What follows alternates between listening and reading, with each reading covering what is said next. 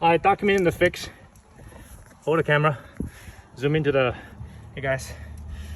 So you guys see this hole? Look at this whole wall right here, guys.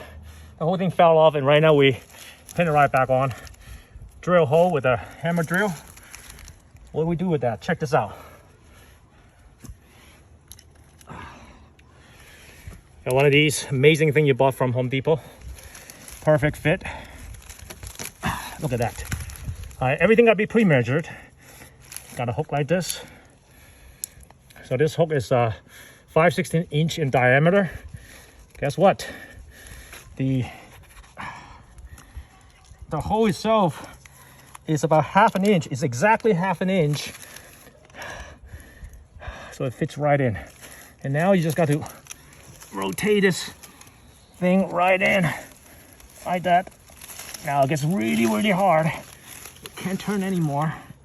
That's the time you use a plier. All right, plant the sucker on the top, and you just twist it. Twist it as much as you can. As you twist it, guys, this thing expands. The anchor expands into a concrete wall, so it's so tight, it's almost impossible for you to pull it out. They say the load on this thing is about 30 pounds, but I think it's a lot better than 30 pounds. All right, see hook and let go.